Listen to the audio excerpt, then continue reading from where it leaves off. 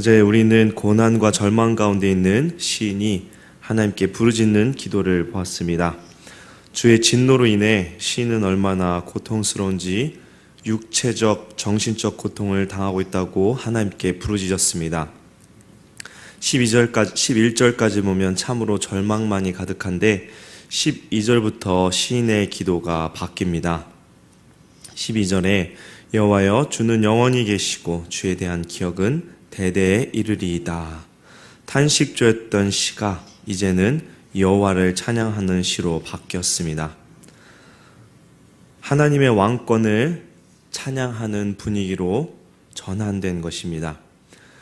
시인은 자신과 자신의 민족이 고통을 당하고 있지만 언젠가는 하나님께서 이전의 영광된 모습으로 다시 회복시켜 주실 것을 확신합니다. 12절의 말씀은 하나님의 약속의 신실성과 불변성을 나타냅니다. 시는 하나님의 언약에 근거하여 지금은 범죄로 말미암아 하나님께서 징계하고 계시지만 언젠가는 반드시 회복시킬 것을 소망하고 있습니다. 시편 102편은 개인의 간구이지만 이스라엘 민족이 죄로 인하여 포로 생활을 하며 겪는 암흑 생활에서 회복을 간절히 열망하는 시입니다. 이스라엘은 오직 하나님만을 의지하지 않고 세상과 다를 바 없는 우상 숭배의 죄로 인하여 심판을 받게 되어 바벨론에게 멸망당하였습니다. 그러나 하나님께서는 자기의 백성들을 버리지 않고 다시 회복될 것이라고 약속하셨습니다. 시인은 그 약속을 믿고 하나님께서 다시금 이스라엘을 회복시켜 주실 것을 확신합니다. 13절은 그 약속에 대한 확신입니다. 주께서 일어나사 시온을 긍휼히 여기시리니 지금은 그에게 은혜를 베푸실 때라 정한 기한이 다가옴이니이다. 하나님은 자기 백성들의 죄에 대하여 징계하시지만 반드시 다시 회복시켜 주셔서 하나님께 영광을 돌리게 하십니다. 하나님은 자기 백성을 결코 외면하지 않으시며 다시금 영광스러운 모습으로 회복시키십니다. 이스라엘의 회복은 14절의 말씀처럼 시온에 있는 옛 돌들도 티끌도 기쁘게 하는 것입니다. 또한 이스라엘이 다시 회복되었을 때 조롱하던 나라들은 어떻게 될까요? 15절과 16절에 시는 확신을 가지고 말씀하는데요. 이에 뭇 나라가 여호와의 이름을 경외하며 이 땅의 모든 왕들이 주의 영광을 경외하리니 여호와께서 시온을 건설하시고 그의 영광 중에 나타나셨음이라. 이방의 모든 나라들이 놀라며 하나님에 대하여 두려움을 느끼고 경배하게 될 것이라고 시인은 말합니다. 17절은 하나님께서 이스라엘을 회복하신 이유에 대하여 말하는데요. 자신들의 죄를 회개하며 하나님께 부르짖는 이스라엘 백성들의 호소에 기울이셔서 하나님께서 그의 언약을 기억하시고 유다, 이스라엘 민족을 회복시키시는 것입니다. 하나님께서는 공의로우신 분이시기에 죄를 미워하십니다. 자기의 사랑하는 자녀들일지라도 죄는 반드시 징계하시는 분이십니다. 그러나 사랑하는 자녀가 자기의 죄를 고백하고 하나님 앞에 회개한다면 하나님은 사랑을 베푸셔서 징계를 멈추시고 상처를 싸매주시며 다시 은혜를 베푸십니다. 18절은 이스라엘을 회복시키실 하나님의 구원 사역이 장래 세대의 교육적 목적을 위하여 기록될 것임을 말하고 있는데요. 그 기록들은 바로 구약성경 에스라와 느헤미야를 가리킵니다. 이스라엘은 항상 자녀들에게 하나님의 구원을 교육하기 위하여 기록하고 가르칩니다. 성경의 모든 말씀들이 그러한데요.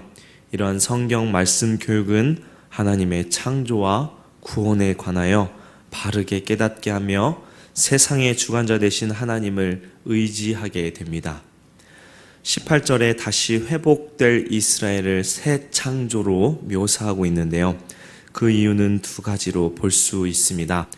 바벨론 포로에서의 귀환은 유대 민족에게 제2의 탄생으로 죽음에서 부활한 것으로 볼 수 있습니다.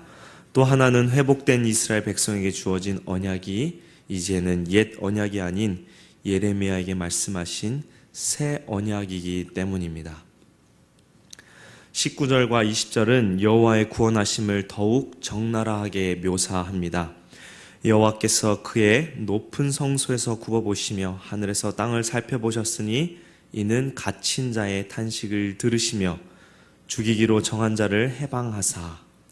하나님께서는 세상을 창조하신 후에 세상에서 물러나 방관하시는 분이 아니시며 불꽃 같은 두 눈으로 세상을 감찰하시면서 하나님께 부르짖는 자의 기도 소리를 들으시고 응답하시는 분이심을 시인은 강하게 말씀합니다.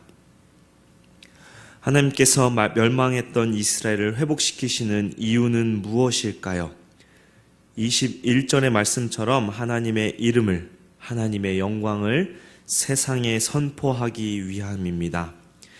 이스라엘이 회복될 때 22절 말씀처럼 모든 나라의 백성이 모여 하나님을 경배하게 될 것입니다. 우리 주님께서 다시 세상에 오실 때 하나님의 나라가 완성되며 구원받은 성도들이 하나님을 찬양하게 될 것입니다. 시인은 이스라엘의 회복을 바라봄과 동시에 주님께서 재림하였을 때를 예언하였습니다. 이제 시인은 23절에 다시 자신을 돌아보며 자신의 한계를 고백합니다. 그가 내 힘을 중도에 쇠약하게 하시며 내 날을 짧게 하셨도다. 시인은 자신의 인생길을 다 달려가기 전에 생을 마감하여야 하는 위기 가운데 있음을 깨닫고 있습니다. 그리고 하나님께 한창 활동할 시기에 죽음을 당하지 않게 해달라고 24절 상반절에 나의 중년에 데려가지 마옵소서라고 하나님께 간구합니다. 시인은 아마도 이스라엘의 회복을 통하여 드러날 하나님의 영광을 지켜보기를 원하는 강한 열망이 있었던 것 같습니다. 시인은 25절부터 27절에 자신의 유한성과 동시에 하나님의 영원성을 고백하는데요. 인간과 하나님, 그리고 세상과 하나님을 대조하면서 영원하신 하나님을 경외하는 백성은 결코 멸망치 않고 견고히 서게 될 것임을 고백합니다. 우리 함께 25절부터 27절까지 말씀 함께 읽겠습니다. 25절부터 27절까지입니다. 주께서 옛적에 땅에 기초를 놓으셨사오며 하늘도 주의 손으로 지으신 바니이다. 천지는 없어지려니와 주는 영존하시겠고 그것들은 다 옷같이 낡으리니 의복같이 바꾸시면 바뀌려니와 주는 한결같으시고 주의 연대는 무궁하리이다. 아멘. 하나님이 지으신 세상은 없어져도 하나님은 영원히 존재하십니다. 성경에서 하늘과 땅은 영원성의 상징으로 나타납니다. 그러나 그러한 것조차도 영원하신 하나님과 비교할 때는 낡아 없어질 의복과 같고 그렇게 사라지고 만다고 시는 고백합니다. 이 영원하시고 불변하신 하나님의 백성이 되는 것은 참으로 복된 것입니다. 그래서 시인은 28절에 주의 종들의 자손은 항상 안전히 거주하고 그의 후손은 주 앞에 굳게 서리이다 하였도다 라고 고백합니다. 하나님께서 자신의 택한 백성을 보호하시고 지키기에 하나님의 자녀된 우리는 결코 소멸하지 않을 것입니다. 그렇게 우리는 하나님 안에서 평안을 누리며 험한 세상에서 안전하게 살 수 있는 것입니다. 시편 102편은 한때 우울과 좌절, 낙심 속에 휩싸이고 불안감에 떨며 영원히 하나님께서 그의 앞에서 얼굴을 숨기신 것 같아 상심했던 시인이 이제 즐거운 소망을 안고 삶의 차원을 뛰어넘어 멀리 하나님의 섭리하심을 바라보며 주께서 주신 영광스러운 약속 가운데 기쁨을 맛보고 있음을 우리로 하여금 깨닫게 합니다. 이스라엘은 하나님 앞에 죄를 범하여 징계를 받았습니다. 그러나 하나님은 언약을 이루시기 위하여 선택한 백성들이 자기의 죄를 깨닫게 하며 회개하게 하시고 다시 하나님을 의지하도록 하십니다. 우리가 의지하며 엎드려 기도하는 하나님은 우리를 결코 버리지 아니하시고 우리의 고난을 간과하지 않으십니다.